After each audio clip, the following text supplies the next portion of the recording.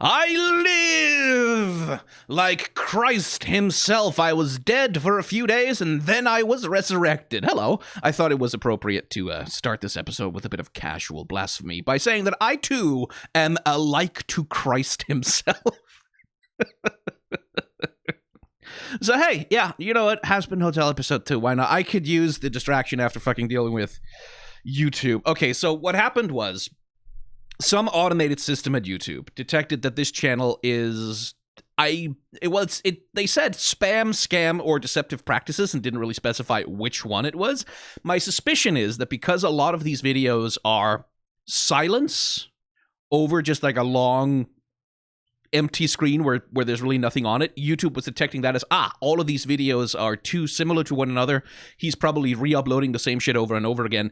That classifies as spam. Boom. Instantly deleted, no warnings or anything. That's my best guess as to what happened. And then you send in an appeal with the official appeal system, and that just goes to another bot, which checks again and goes, yeah, no, that still looks like spam to me because I'm a robot. And then the bot says no. And then you go on Twitter and use the fact that you have still like 30,000-ish followers on that platform to talk to Team YouTube on Twitter and say, hey, you made a stupid, dumb decision. They go, yes, okay, of course. We'll take a look at that, and then sort of like within 12 hours, your channel gets restored. That's how good customer service is supposed to work. What I suspect it is that if you care enough about a channel to be like, hey, this was terminated wrongfully, and go and yell at them on Twitter, and like other people reply to that and go, yeah, hey, hang on, why did you cancel that one? That one's fine. I suspect that's the kind of thing that makes them escalate that to an actual human taking a look at what's going on, and then you think, very annoying. It's not the first time I've had shit taken down for dumb automated bot reasons on YouTube, nor will it be the last, I'm sure. But I'm back. I am back. I am Christ-like returned onto you, my flock of, whatever the hell you people are, I don't know. And welcome back to some Hazbin Hotel reactions. So, something I feel I should have specified, and this is sort of on me, really, is please don't post a bunch of spoilers in the comments about things that are going to happen or who certain characters are or what their arcs are going to be. I would like to discover that for myself, if at all possible, because like these are reaction videos, and it's not much of a reaction if I already know what's going to happen. But it's partly I should specify that up front so that people know that, because I do ask a lot of questions as I watch these. Oh, is that what this is? Or what is this thing? And what's that? I ask a lot of questions. Obviously, people are going to want to answer them, but these are rhetorical questions. Well, not even rhetorical questions. These are questions I'm asking myself out loud in order to communicate to you what I am curious to see resolve later in the show, right? It's not questions that I need anyone to actually answer for me. So now that I've specified that, please be like, you can tease shit. That's fine. Like you can be coy and be like, oh, I can't wait to get till that episode because something's gonna happen that he's gonna. That's completely fine. But maybe just don't tell me exactly who a character is and how they're gonna show up and how their storyline's gonna resolve. Because if I'm gonna watch the show, I do want to have the joy of discovery.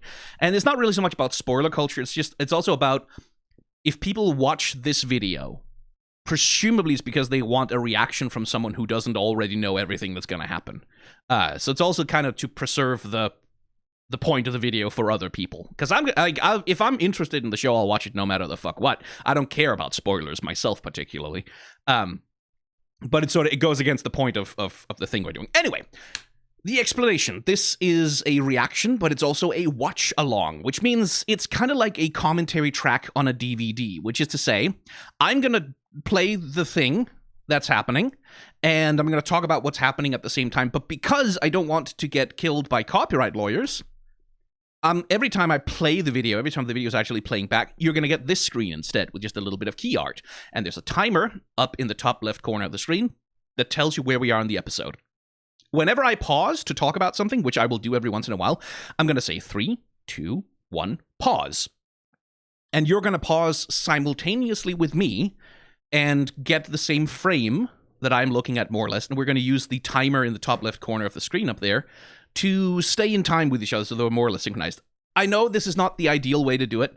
I know there are other reaction channels that do it in different ways, but every single other way of doing it that I know about takes more risk, and I've already had my channel banned for no good fucking reason once, in terms of the copyright system, or it takes more work. And this channel for me is not work.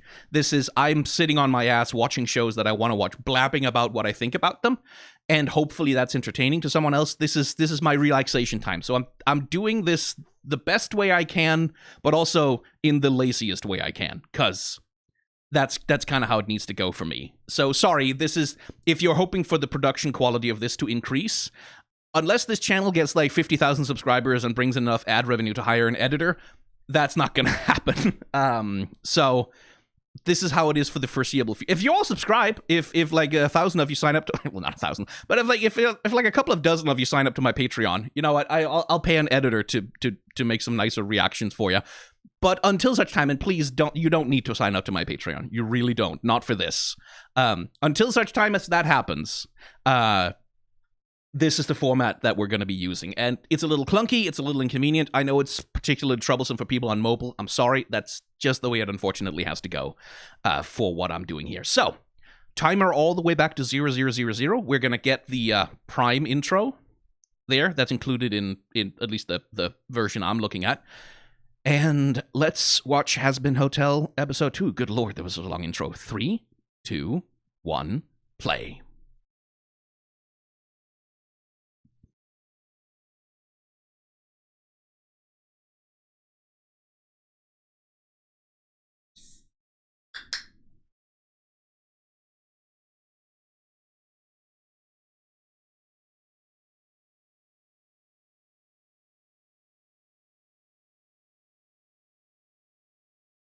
There's something so charming about the MIDI soundtrack.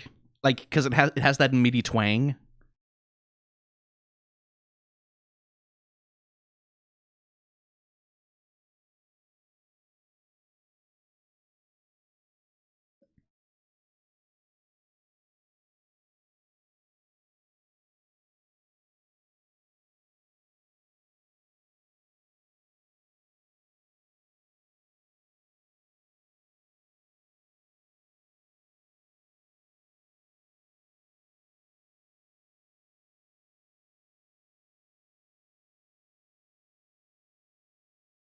Okay, 3, 2, 1, pause. Hang on.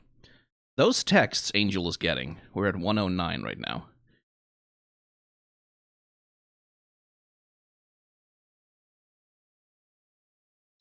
Just a second. It's going to take me a second to get there, but hang on. Okay, hang on. Okay. Valentino. You all have to come as fast as you can. Have you seen the temperature play wids? Because there's going to be eyes. So get that flat bony ass to the studio, baby. As you can see, the ideas are flowing. Haha, so it's been 30 seconds. Don't be like this, baby. This isn't cute, Angel. Legit, I'm so bored because of this little cat and mouse chase. For real, over it. Fucking bitch, babe. Okay. That sounds abusive, which, you know, it is hell. So I suppose that makes sense. But that is Valentino going to be an important character, or is this just a little background gag about how Angel has unstable relationships? Huh. Alrighty then. Let's go back to 109. Just wanted to catch those texts. 3, 2, 1, unpause.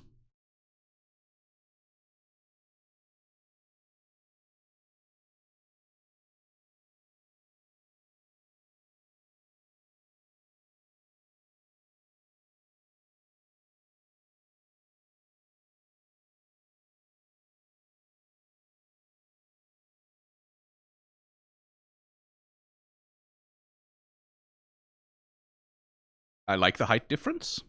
It is inconsistent from shot to shot, but I like it.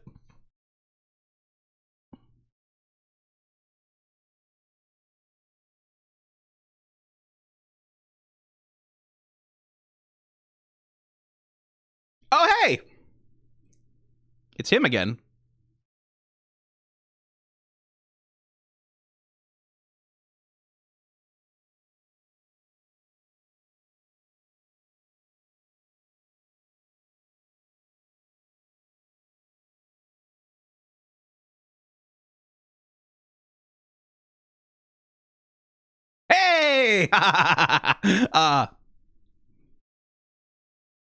Three, two, one, pause. Neck crack. Good little gesture. They got the goon voice. They got the goon voice for the little leg guys. Hey, you tell him, boss. Yeah. Good. Yes, good. There's nothing quite so charming as a goon. Just an occasional goon. You just need a goon every once in a while. One production criticism I have is this fucking noise filter. This Photoshop-ass noise filter that's sort of over everything in the background. I'm not a fan. This is not something that's unique to Hazbin Hotel. Like a lot of anime, like I especially remember My Hero Academia, a lot of their backgrounds are just like a fucking constant repeated texture that's like placed onto the background with like an overlay and a screen filter on top of it. And it's supposed to give the backgrounds like more texture. It's supposed to like separate them out from the foreground characters, which it does. I will say, like, it does do that, but it makes the backgrounds look so fucking flat to me because the texture is flat. Like, the texture is a flat image applied onto a background that's supposed to have, like, depth, right?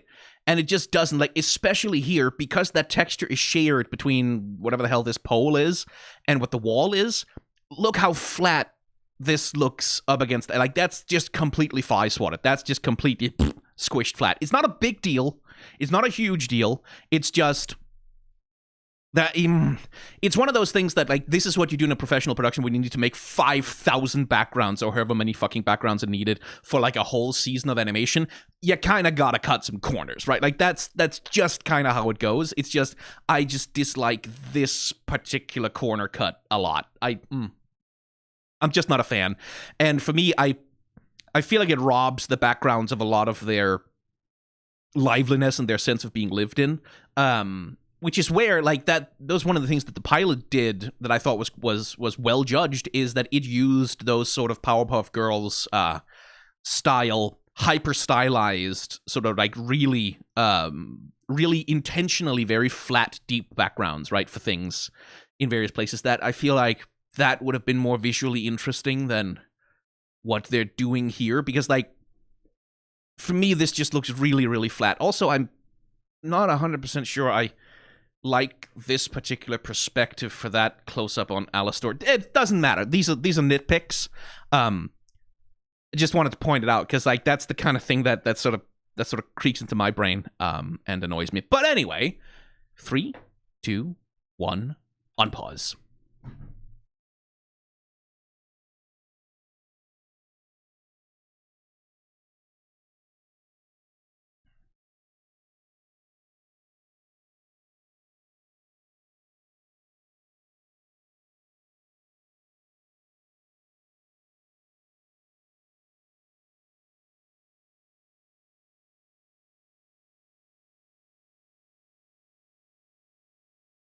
Some of those characters are from Hell of a Boss, right?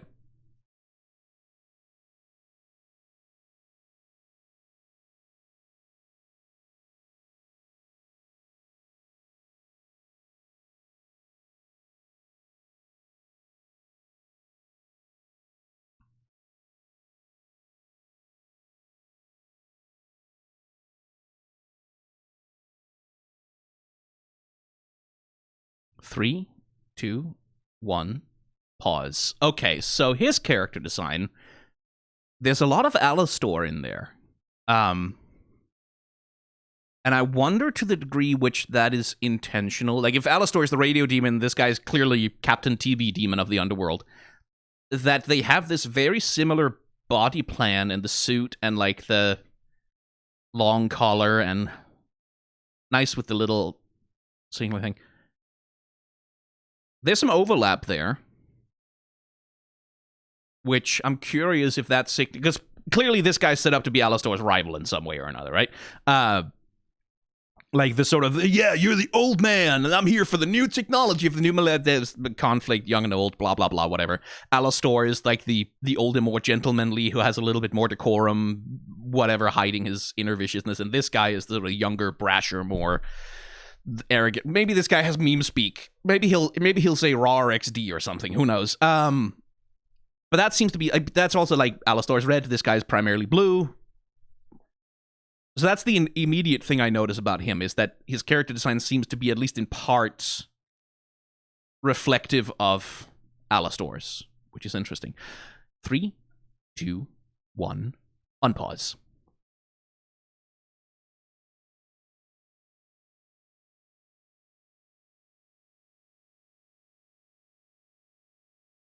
Valentino. Okay, so Valentino is going to be important.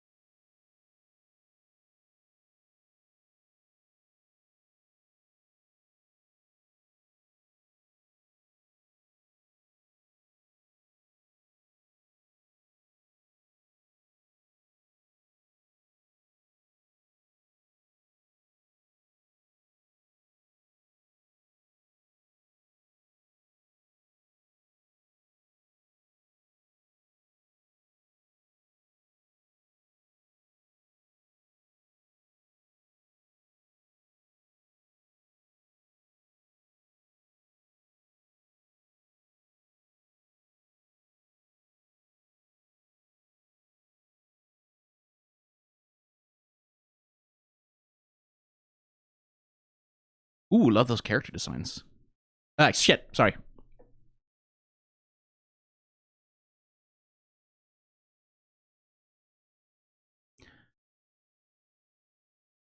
Three, two, one, pause. Okay. I didn't mean to pause there earlier. That was kind of an accident. Okay, Velvette is interesting. I like the use of, like, these flat color surfaces in her hairdo. That's quite cool. So, we've got... She's doing a bit of Miranda Priestley there with the dresses. British accent. Very, like, a very sort of over-the-top one of the kind. Let's see. What can I divine from her by looking at her, though? Because she doesn't immediately come across to me as, like, the fashion demon or whatever.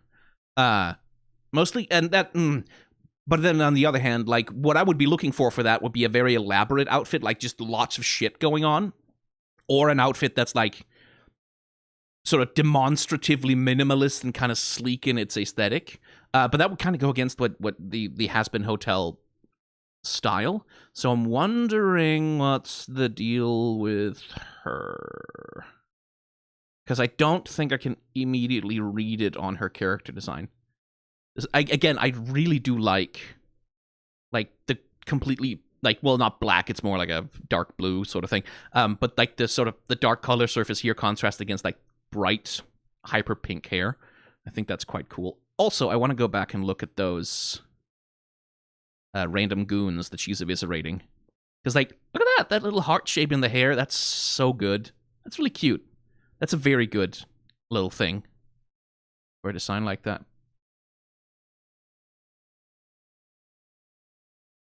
Serpent kind of creature, lizard kind of thing, using the mantle of, like, a lizard thing to turn into, like, a cool hat or a particularly weird hairdo. Yeah, like, these are really nicely distinct character designs. Oh, that's quite cool. Yeah. I like these. Do they show up again? Ah, shit. Image corruption. I don't know what it is about my video codec that keeps doing that. Yeah, those are just, like, in terms of background characters, that's just really well designed. Quite high tier, frankly. Because, like, a lot of shows, background characters are sort of designed to be extremely generic and be reusable oftentimes from shot to shot. When you just need a bunch of random characters in the background, it's like you don't necessarily want to sit down and have a whole character design process to make every single one of them. So it's like, it's just nice that, like, NPCs, as it were, seem to have a bit of personality here. Okay, let's get back to where we were. There we go. Okay, that's more or less where we were. 3, 2, 1, go.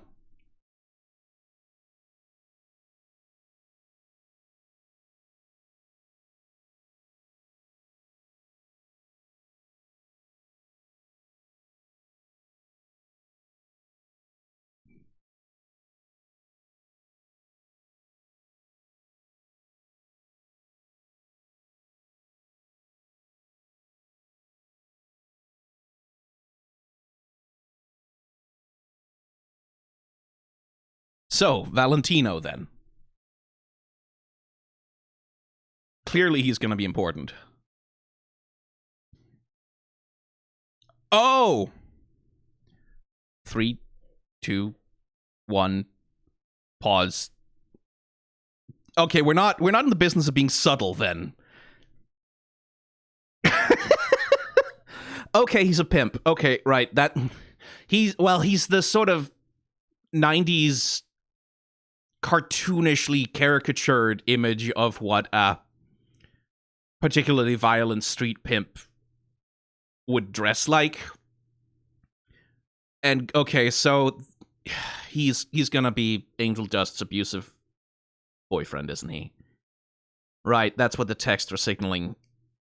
That, okay, right. And because he has star power, because he's powerful in some way or important at the studio or whatever, like he has some kind of influence or like social leverage, that's how he keeps, or part of how he keeps power over. Oh boy. Right. And given that he has this hyper explosive temper, maybe we're also going to see some shades of like narcissist abuse kind of thing, of like these cycles of explosive rage and then love bombing and like a holiday period and then like the dark times come back kind of thing. Depending on how deep they want to go with the characterization. But that certainly, like, given that they character design him specifically to look like this very caricatured image of what someone who just like who uses other people's bodies for their own gain. Yeah, okay. Oh, all right. How dark is this gonna go with that? Because according to some of the comments y'all have been leaving, spoiling me about the show, I'm not bitter about it. Just, it seems like the show's gonna take a dark direction at some point. So I guess Valentino's gonna be an important part of Angel's character arc then. All right, then. 3, 2, 1, unpause.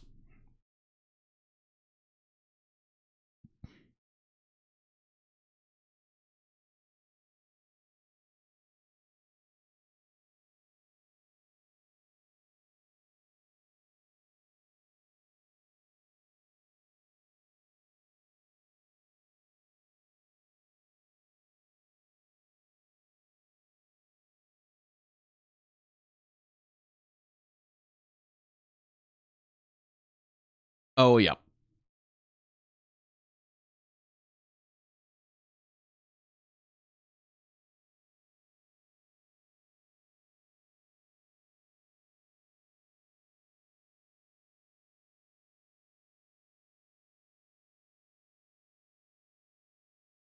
Who owns him? Yeah, so this is all about like controlling who Angel.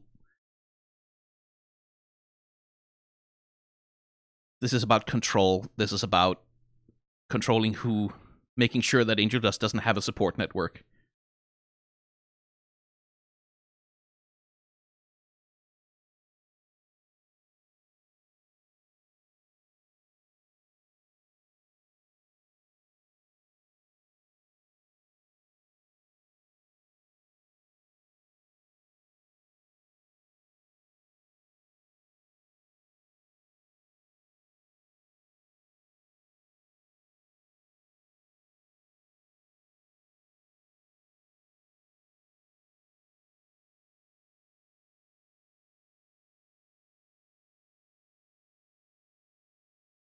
He's gonna drop Alastor's name.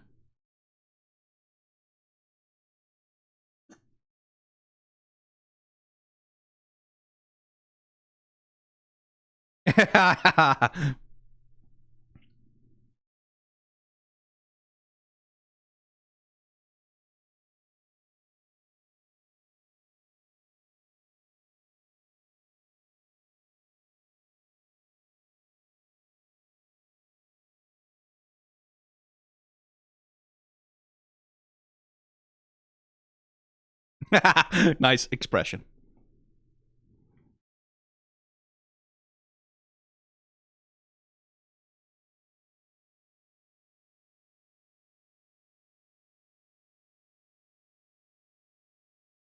Oh, okay.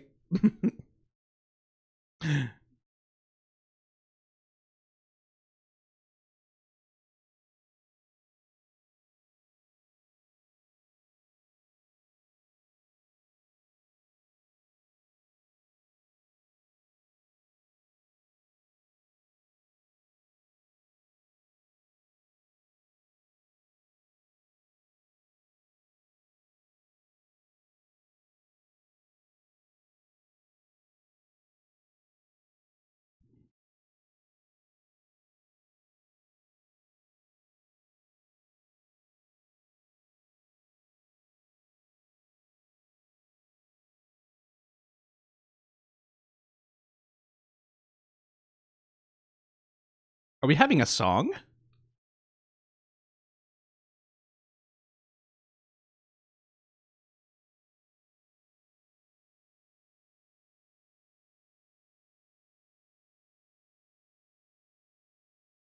Yes, we are. Okay.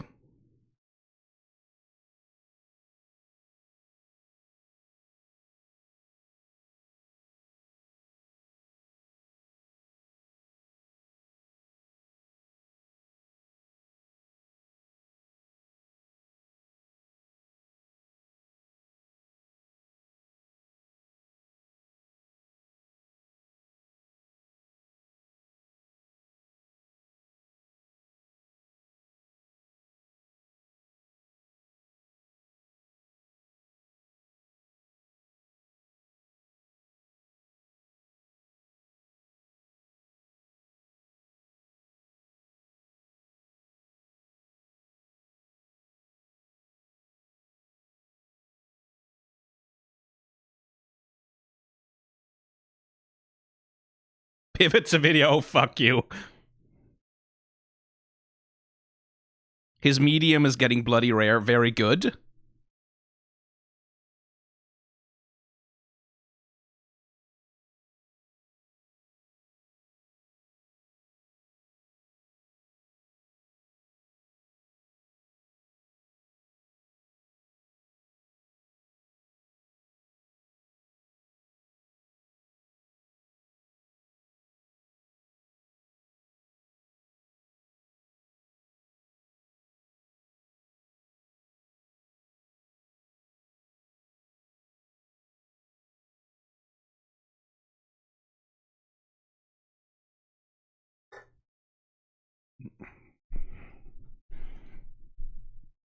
Okay.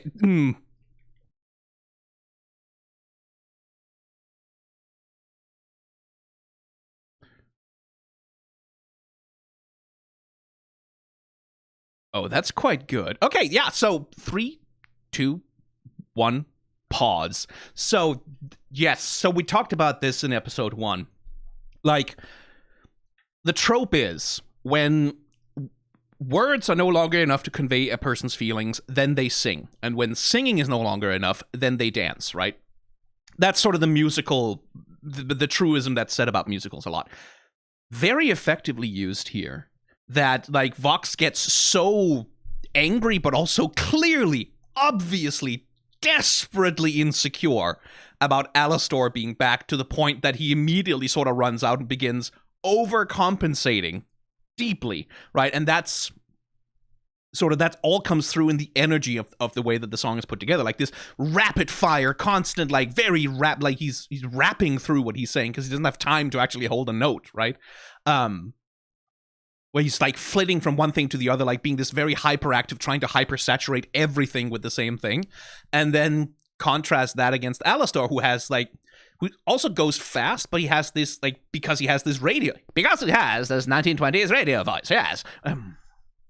Like, where he has a more sort of measured delivery that pisses Vox off so bad that he begins to malfunction. And I really like the visual effects they use for Vox when he begins to glitch out. Let me see if I can find them. Yeah, there we go. A problem has been detected and Vox has been shot down to prevent damage to his systems. The problem seems to be caused by the following file, alastor.exe. Vox exe crash error, eat shit Alastor. Check to make sure all fucking 1930s looking ass hardware and software is up to date and properly installed. Ask Vox for any Vox text update you might need. If problems continue, fuck you Alastor. Disable or remove any Alastors from the general vicinity. If you need to use unsafe mode, reset your Vox tech device, press F5 and select advanced starter options, then select unsafe mode. Technical information, stop Alastor exe old-timey radio, old-timey prick radio, .radio. Like, there's some really good... God damn it. Speaking of glitching effects, goddamn video compression errors.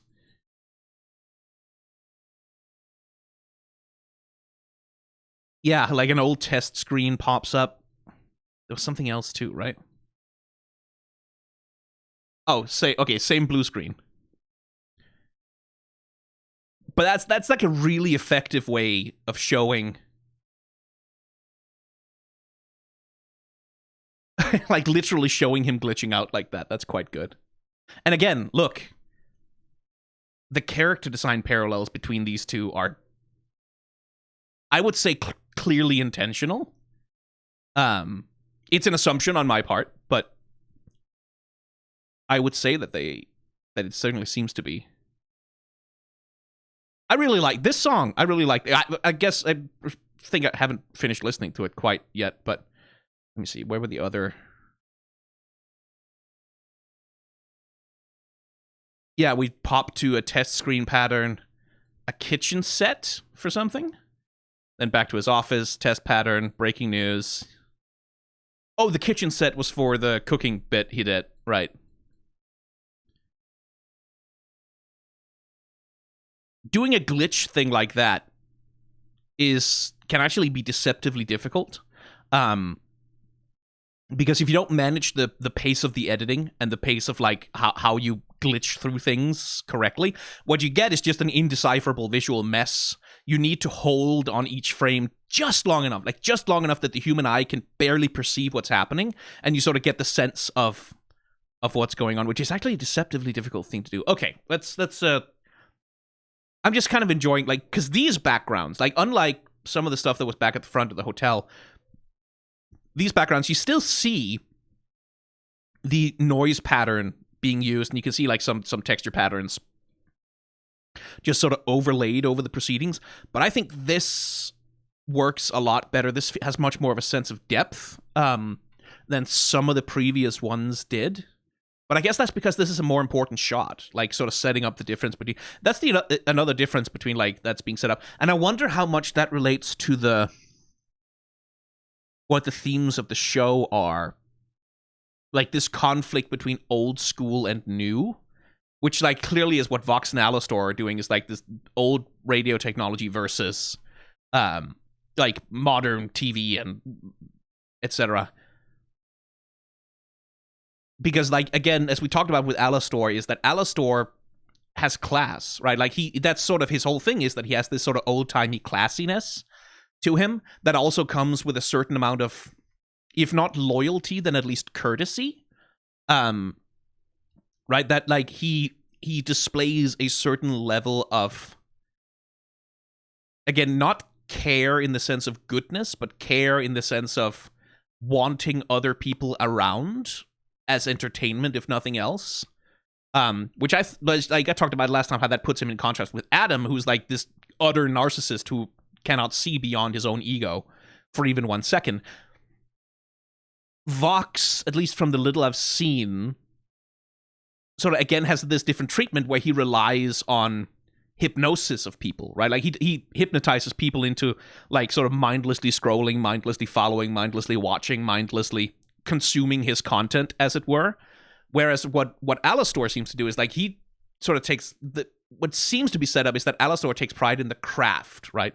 Like he doesn't need all these fancy tricks. He doesn't need hypnosis. He just charms his way into, like, he tricks Vox by simply talking circles around him until Vox sort of breaks down and reveals the weakness of his underlying operation. And that's how Alastor gets his audience. That's how Alastor gets attention, by not by hypnotizing people, but by manipulating them the old-fashioned way, right? Like the way the devils are supposed to do it, rather than simply mind-controlling folks. And I wonder if that's pointing towards, if that's a deeper thematic thing at the show about like an old school versus new school approach. Because that would map onto the idea of like Old Testament versus New Testament biblical concepts of sin and forgiveness, right? Because what we've seen so far is very much like an Old Testament style of biblical justice. This thing of like, well, you're a sinner now, you're going to hell, fuck you. Like the vengeful God, right? Like this idea of like vengeful divinity, versus the idea of the capacity of everyone to deserve forgiveness, which is, I would say, an innovation of a much more modern form of Christianity. This thing of like God is all loving and all forgiving, and like whatever sins you have committed, if you're willing to repent them and like and like make amends and seek the forgiveness of God, then you too can enter the kingdom of heaven through Christ, right? Like that's sort of the whole point of Christ is he absolves us of our original sin and clears the way for us all, every single one of us, to get into heaven through like through God's divine forgiveness as mediated through the Son, etc. Which is a different thing from like older ideas of you have a covenant with God, and if you uphold the covenant, then you get in, and if you don't, well, it's too bad, damnation for you, or some kind of punishment for you, because the covenant is the thing that guarantees you entry, and also the covenant binds God to honor his commitment to you, right? Which is a very different relationship with God, rather than the more Christian concept of, well, God is all-powerful, all-knowing, and like there's like God alone has the right to determine whether you are good or bad and whether or not you get into heaven. His forgiveness, like your salvation is entirely contingent on his forgiveness. And there is, depending on whether you're Catholic or Protestant and which denomination you follow, but there is essentially nothing you can do to compel God to forgive you, right? Which is a different version of it from the covenant, which is that, no, you can compel God to honor the covenant, right? Like God has a responsibility to you as well as you have a responsibility to him. And so I wonder if there's some kind of thematic subtext being set up between old school, new school, like whether this thing of like, it's exploring questions of like, what does God owe to a sinner? Which is a more old school way of thinking about it, that there is a covenant, and if someone abides by the terms of that covenant, then fuck you, they need to get into heaven. It's not, you don't have the right to simply keep them out because you haven't decided to forgive them. But that also brings into question whether God is present in the show at all. And to what extent God is present, because you know, like again, extermination also seems like a very Old Testament kind of bit, right? Like that's very Sodom and Gomorrah, sulfur raining from the heavens, destroying the sinners. For, by the way, Sodom and Gomorrah, one thing it's worth pointing out about Sodom and Gomorrah, the myth that goes around is that Sodom was destroyed because, well, there was gays there, right? They were doing gay sex there, and therefore God destroyed it. That is not true. What they were doing there was abusing and assaulting outsiders and failing to adhere to the strictures of hospitality, right? And one of the ways in which they were abusing and assaulting outsiders was by sexually assaulting them. But they were not punished because men were sexually assaulting men. They were punished because men were humiliating and like being penetrated in the ancient conception of sex that is present in the Bible is submission, right? Like that is a form of submission. It's a form of domination. And so men doing sexual assault to other men has nothing to do with homosexuality, because that concept didn't exist back then. And it's nothing to do with sexual attraction or anything that we understand in modern conception of homosexuality, and everything to do with domination and humiliation. And that's why Sodom is destroyed, is because the people of Sodom abuse outsiders and humiliate them and dominate them and like treat them poorly. That's why Sodom is destroyed. It has nothing to do with, specifically, it has nothing to do with, a man did sex with a man. It has everything to do with people abused, dominated, and humiliated other people.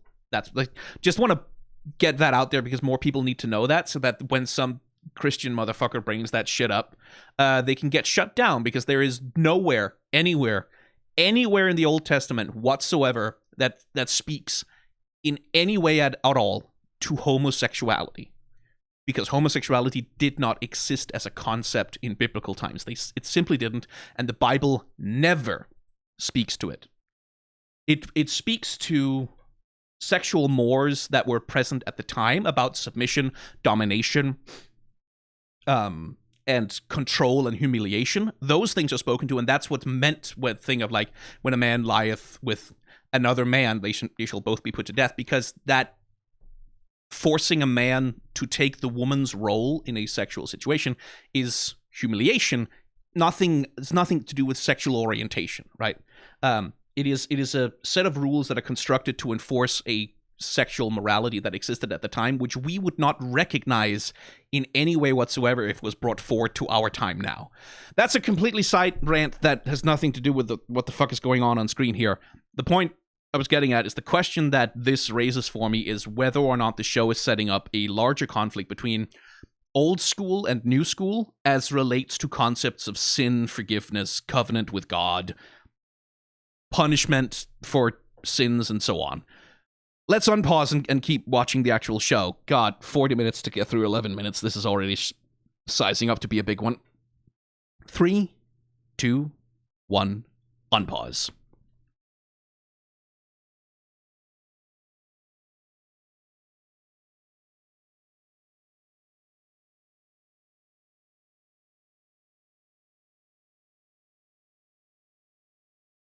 Like, again, the contrast that Alastor sings slowly and taking its time.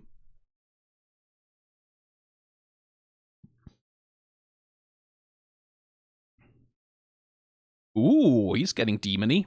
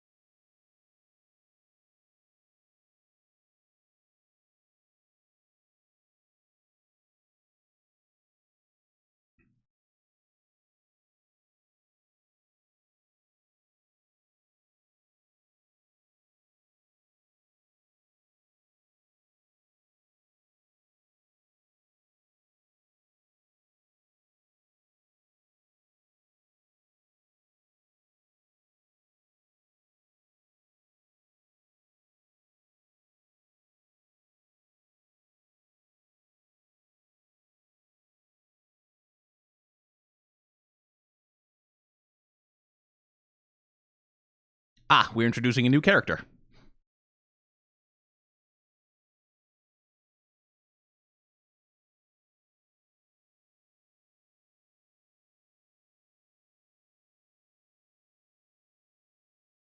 I'm with Angel on that one.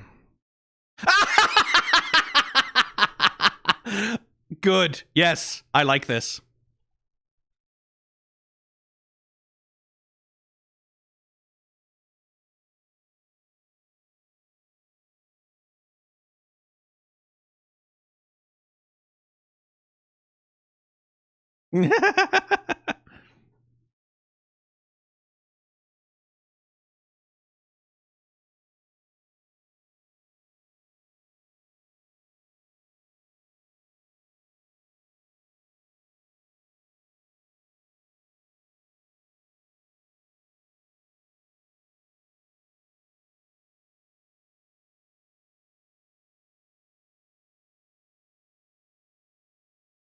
No defense against puppy dog eyes.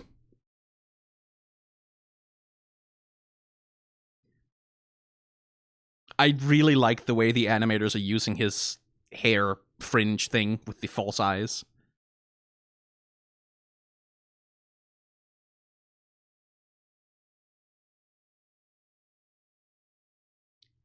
Don't be a liar, Angel. You never top.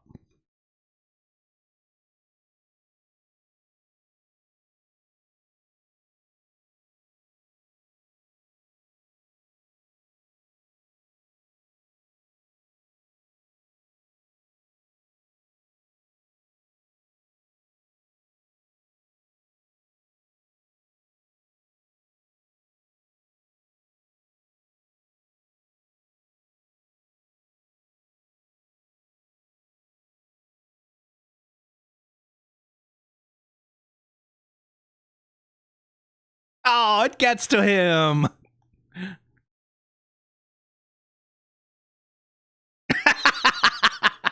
Oh, I like her.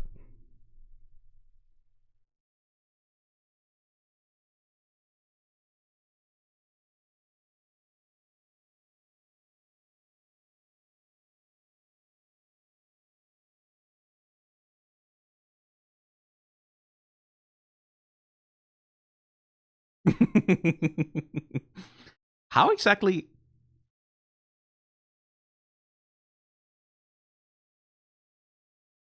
Oh, he's gonna have a fun with that.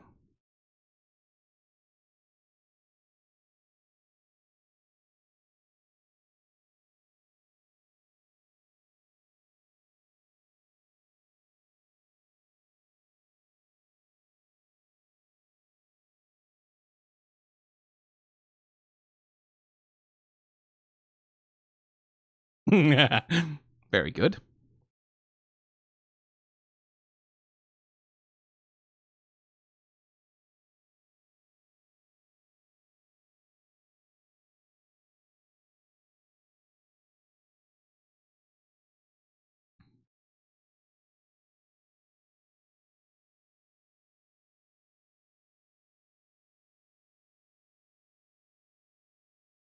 Hey, good rhyme. Angel. Give it a shot.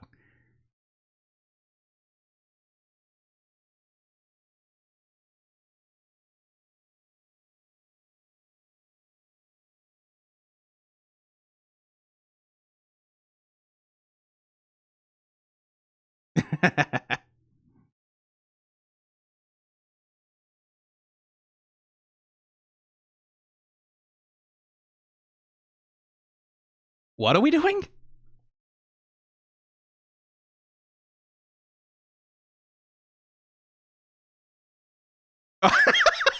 He's into it.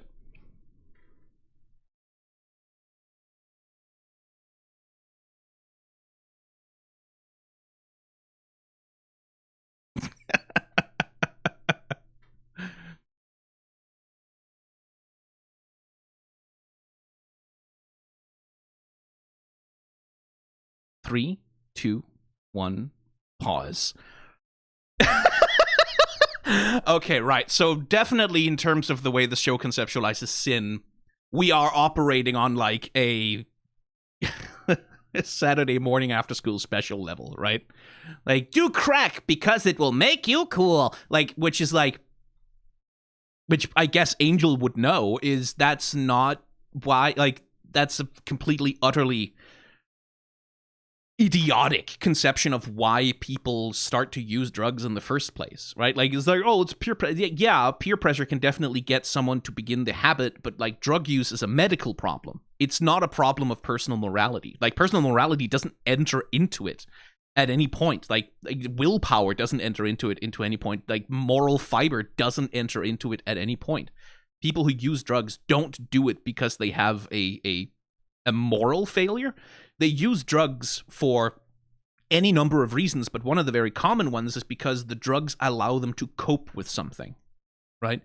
Like, for example, like meth use, for example, is extremely widespread in areas that, like, it tends to be widespread in areas that have high economic deprivation and extremely high workloads, in part because one of the things that methamphetamines allow you to do is work hours and hours and hours at a time on very little sleep and stay somewhat conscious and alert, right? So a lot of people who use meth use it in part to just like be able to fucking cope with their day and not lose their fucking jobs, which they need in order to live, right? Like it's like they find themselves facing the thing of like either become capable of working 18 hours a day or else homeless and dead, right? Like, and at that point, you fucking take the drugs and then you develop a dependence, right? Same thing with the opiate crisis in the United States that's happening. Like, that happened because a bunch of people had problems with pain that needed painkillers in order to manage it, and then their doctors prescribed them opiates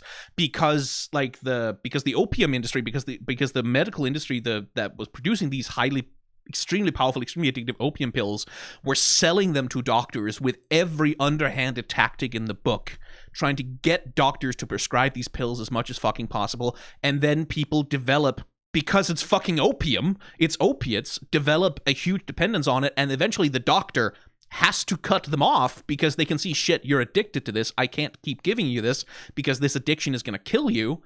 And then there you are with a fucking opiate addiction, no access to the drugs you need. Well, the available drug that you can get your hands on that mimics the effects of the opiates you've been taking that will allow you to cope with both your pain and your withdrawal symptoms, that's heroin, right? And so people who just did what their doctor fucking told them, took the drugs they were prescribed to take, end up in a crippling heroin addiction, where they're getting heroin off the street that's like dirty, that's like contaminated, and they end up with severe medical issues and all kinds of health problems and end up in life-destroying drug addiction. Never, ever because of any bad decision that they made, but because they listened to their fucking doctor, right? Like, that's how people end up in drug addictions. It's circumstantial. It is structural. It has nothing to do with some guy on the street in a suspicious coat going, hey, kid, you want to be cool? Do some coke, right?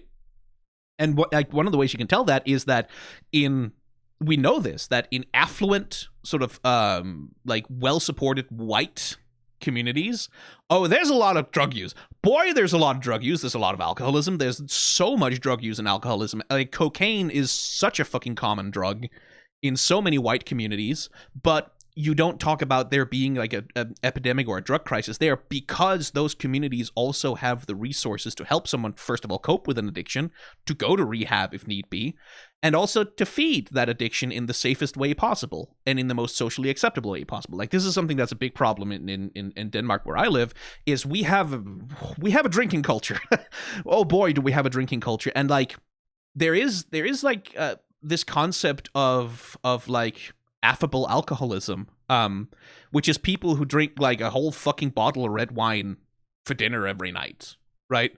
And have like maybe a nil nightcap, and like it's like, but it's all like nestled within the signifiers of high class people who have a huge alcohol consumption, like who are functionally alcoholics, who are destroying their livers, but who are also economically well off, and like whose alcoholism doesn't particularly impair their ability to function or do their work, and so they never enter the system, right? They never enter the system seeking treatment for alcoholism. They never enter the statistics for alcoholism, and so the communities that they're a part of never get slammed with the stigma of, oh, this is a community with a high level of alcoholism, the same way that some communities get slammed with, oh, this is a drug addicted community, oh, the crackheads are like.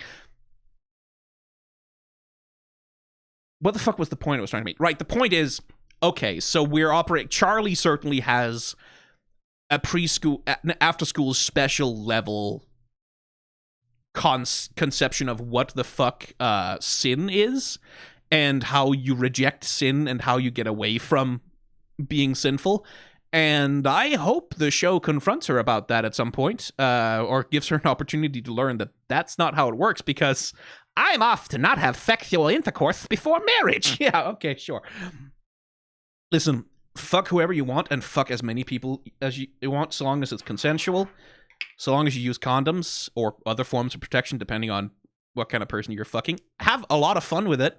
Enjoy your body to the extent that you wish to enjoy it. And if someone tries to judge you for it, to call you a sinner, kick them in the dick or in the vagina or in the whatever body part is within easy kicking reach, because fuck that shit. 3, 2, 1, unpause. I like that Serpentius is so into it.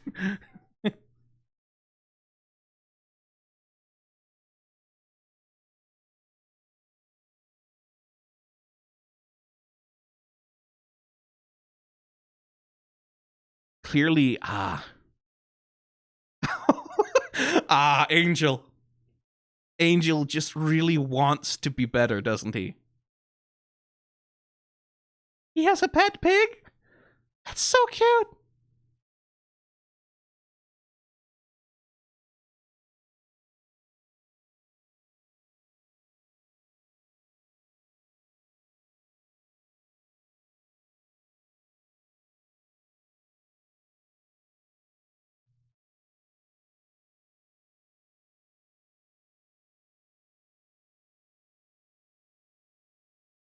Yeah, no,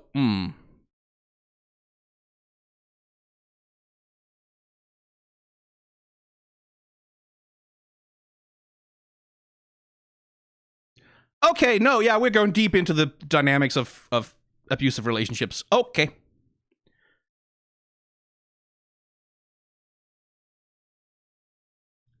And this also seems to clarify that the reason Angel does drugs and drinks a lot of alcohol is to cope with that pain, right?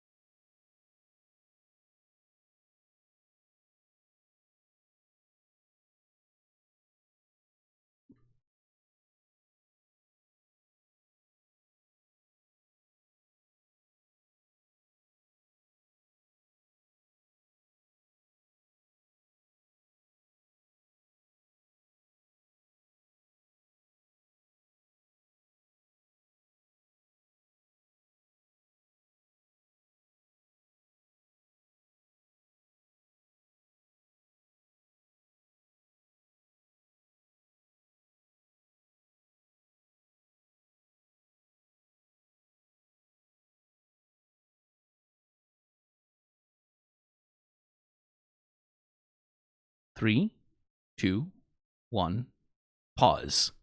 Okay. So Angel clearly has,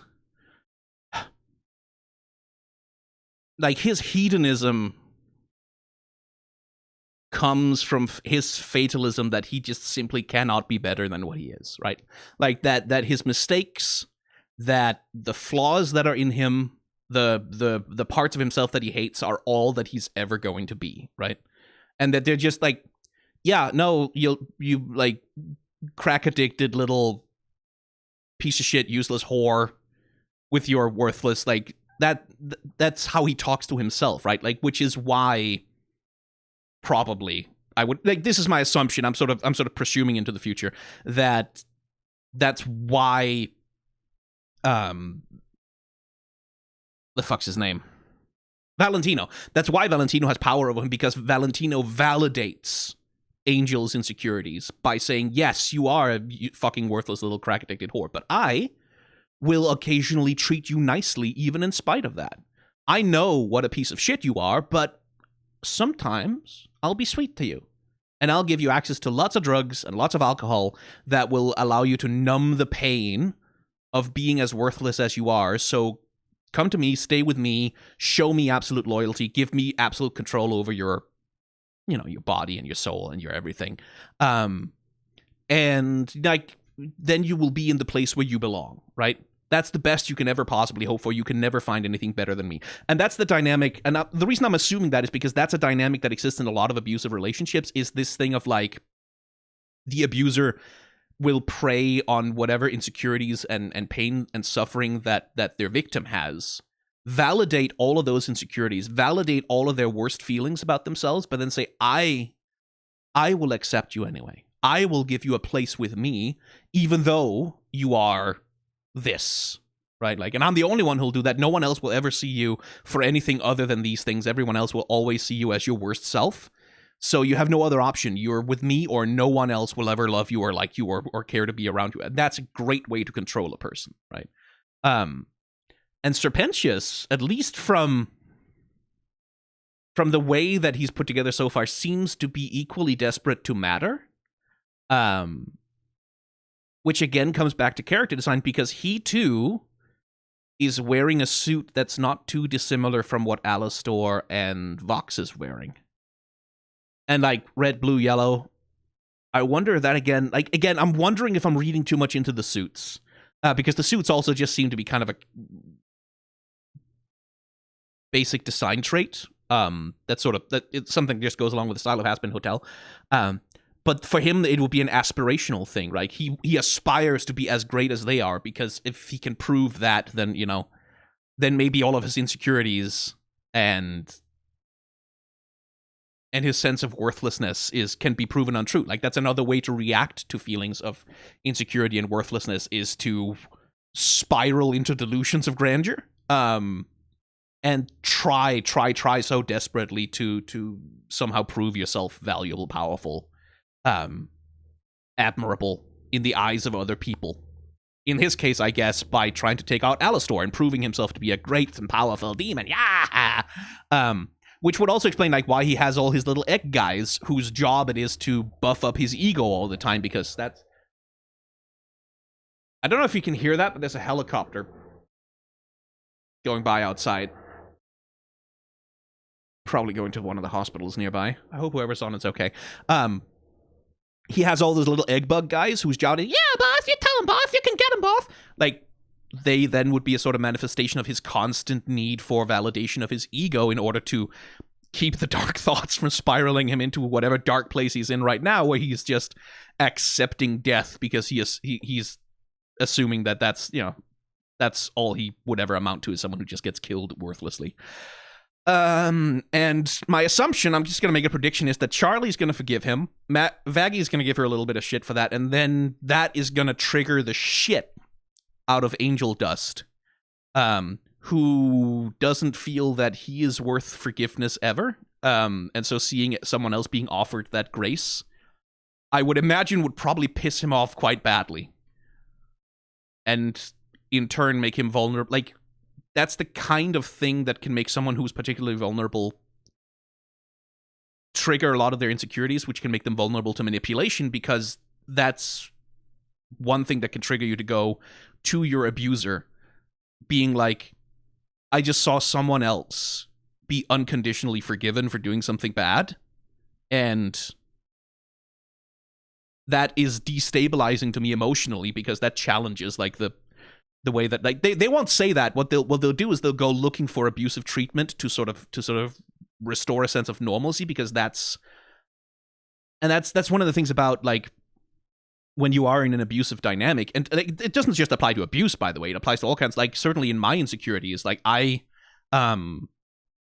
know for a fact that I have often sought out emotionally toxic situations for me because they validated my sense of normalcy, right? Like, they validated the way that my self-image, my self-conception, my conception of myself was that, no, this is the shitty way that things are. And whenever something would challenge that, I would consciously and subconsciously go looking for things that would validate my negative, my destructive worldview, my destructive sense of myself, my destructive sense of identity, because that restored normalcy and got me away from the anxiety of having to deal with something that challenges those negativities. And by the way, if anyone's listening, please don't use anything I say as therapy. If you need therapy, go to a therapist.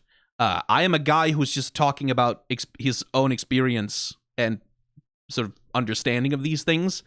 If you feel like if you know someone who's in an abusive dynamic, if you are in an abusive dynamic, professional help, not me. I am a guy on the internet talking out his ass. Don't take me as an authority on anything. I should probably specify that pretty clearly if I'm going to be talking about things like this. Because I should also clarify, I'm speaking about this from a storytelling perspective. I am applying a lot of my understanding of how these stories about abuse and stories about self-confidence are often told in media. That's the perspective that I'm speaking from, right? Primarily.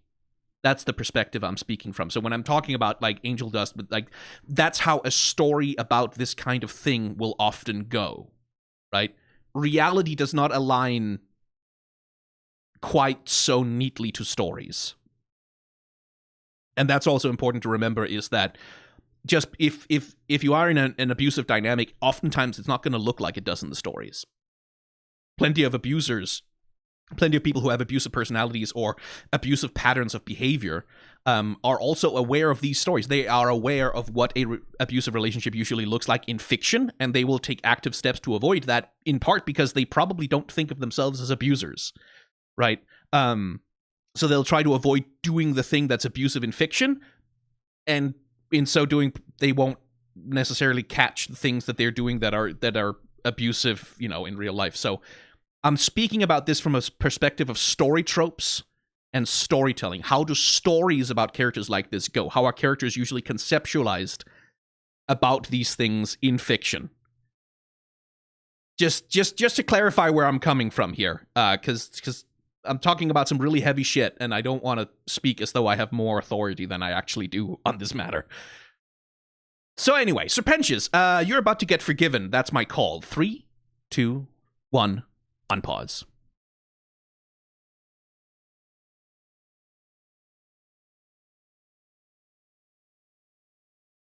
That's probably going to affect him to be forgiven for something.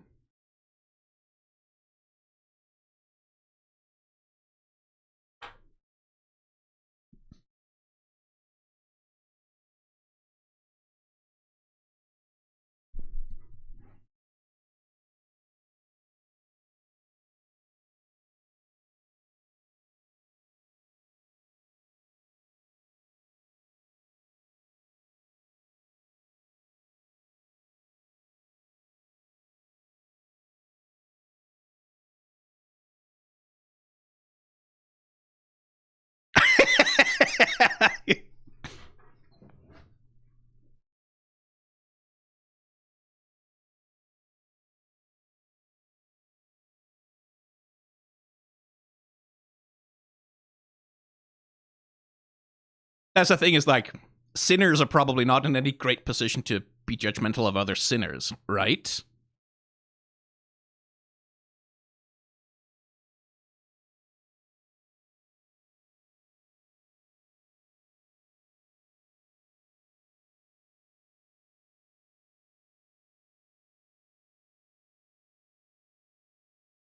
Well, and then you also make amends.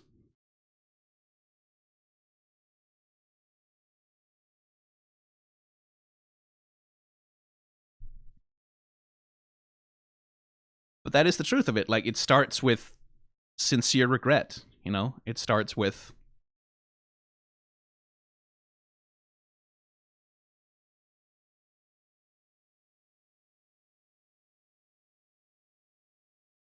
It's nice to see that Alastor is getting his jollies as well. All right. Yeah, okay, cool. Like, so emotionally, this is going to some interesting places. I like that we're diving... Like, again, all of my assumptions about Angel come from an observation of the obvious thing that, like, whenever other people, he's interacting with other people, he's putting on a thing, right? Like, he's putting on a performance. He's like, oh, I don't care about anything. Can't we just kill him? This is so pointless. This is never going to work. And then the moment he sort of is walking off on his own, the moment he's like, he sees the, like, that, like, he sees Charlie validating Serpentius and, like, praising him and saying, hey, you're doing a really good job, even though this was a ridiculous, unrealistic little school play, that hurts him, right? Like, you see it in his character acting and the way that that he sort of nopes out of the situation and exits and like consciously chooses no longer to be part of the group, because being part of the group confronts him with something that hurts him. And you can see Serpentius actually seems to be picking up on it a little bit, that's a weird behavior for Angel. So whenever he's in front of other people, he puts on this behavior of, like, I don't care, this is stupid, this is never gonna work, I'm just mooching off you guys, I don't care about anything that's happening here. But the moment he sees even this stupid little silly-ass school play actually draw affection and validation and praise from Charlie, immediately you can see his insecurities activate, right? Like, immediately you can see, like, God, you can see that he's like, fuck, I wish that was me. Like, I wish someone would give enough of a shit about me to think that I could change, right? In the way that Charlie is clearly giving a shit about Serpentius here. And that's my assumption, right? Like, that's my assumption from the way the character is acting in the situations that we're seeing him in. That Angel really does have a heart that, like, longs to be better than he is, but who simply just cannot possibly believe that he can be better, which is something that he seems to share with Serpentius, who also has this assumption of, like, well, I'm a piece of shit, I'm a scumbag. No one's ever going to forgive me, so why should I even try? Because forgiveness is not possible, right? Like, redemption is not possible from sin. And that seems to be one of the central things that the show is concerning itself with, is, like, this... is that, like, this ironclad assumption that exists in hell that redemption and forgiveness, it's not just that it's stupid to chase those things, it's that those things are impossible, right? If you chase them, all you're getting is disappointment. Attempting to be forgiven leads only to more misery, because you're just gonna be continuously, like, reminded that forgiveness is impossible and that you don't deserve it. Which, you know, hard to fucking blame them when every year an angel, like, an army of genocidal angels descend upon hell to destroy all of the sinners for the sin of being, like, not much fucking reason to try to forgive, like, because I'm with Angel on that one. Like, if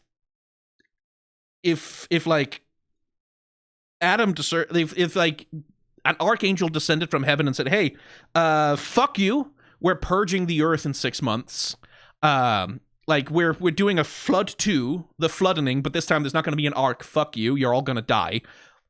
Yeah, I think hedonism would be, like, my immediate go-to. Like, I would want to go do some fucking drugs. I think I would want to try some unconventional fucked up forms of sex. Drive some cars really fast. I don't have a driver's license, but I'd do it anyway. And just, like, at least try and die in a fun and interesting way. I think that would be my response to that, honestly. Because, like, what the fuck's the point of trying to reform or seek forgiveness if in 6 months you're just gonna be ended? Like, what's the point of trying to reform if there is nothing better on the other end of it? That's like a difficult emotional calculus to ask someone to make. So you can't really blame the devils of hell and the demons of hell. And that, again, I'm wondering, hey, are we going to explore how maybe the reason why the sinners of hell are so fucking certain that redemption is impossible is because you come down with an army of angels and genocide them every year? Maybe that's why they're not really lining up at the gates of forgiveness to try and make amends for their sins if they believe they are already eternally and irreconcilably and irredeemably condemned to permanent suffering forever until an angel kills them. Right? Like, it's... And that gets into some heavy theological shit. Like, this thing of, like, this is a question that Christians, especially evangelical Christians, will often pose, is this thing of, like, well, the pose of atheists, like, if absent God, if there's no God, if there's no afterlife, if there's no heaven, then why are you moral? Like, where could you possibly draw your sense of morality from, if not from the idea that there is something after death?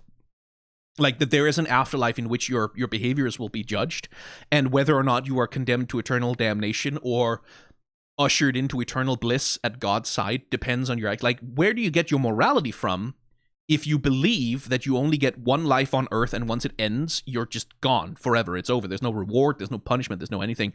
How do you establish a sense of morality? Because in certain forms of Christianity, that question is like, they believe that morality derives from God's judgment, right? And and that sort of ties into the thing we were talking about here. Like, they only have 6 months left to even exist before they are thrust into non-existence with tremendous violence by an army of angels. Where then will they derive morality, ethics from? What's the point of trying to get better?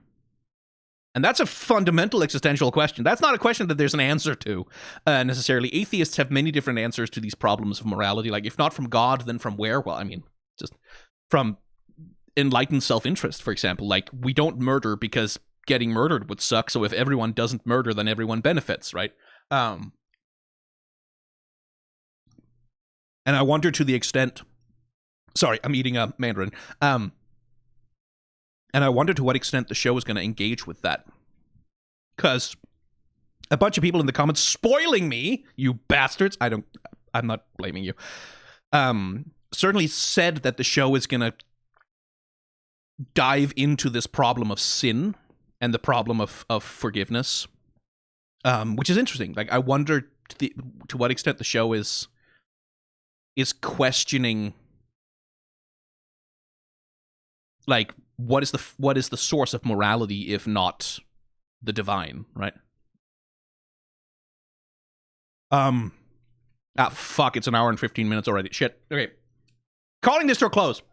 That was episode 2. Jesus, it's gonna take me weeks to get through this fucking show. We'll do episode 3. Fine. I'm interested. I want to see where this goes. Like, maybe if the show doesn't have any satisfying answers to the questions I'm posing, maybe I'll get bored of it and I'll drop it. I really can't promise anything. Like I said at the start of the video, this is my relaxation channel. This is just for me to watch a show and fucking ramble about it however the fuck I want, and then put it on the internet, and hopefully someone else enjoys it too, and I get a little bit of ad money. This is not work for me. So at the moment that this starts to feel like work for me, I'm probably gonna drop it like a hot potato. But that yeah, them's the breaks. Hope you've enjoyed listening to me talk about 24-minute animated episode for an hour and 15 minutes. God, what's wrong with me? Well, ADHD, but also other things. Bye.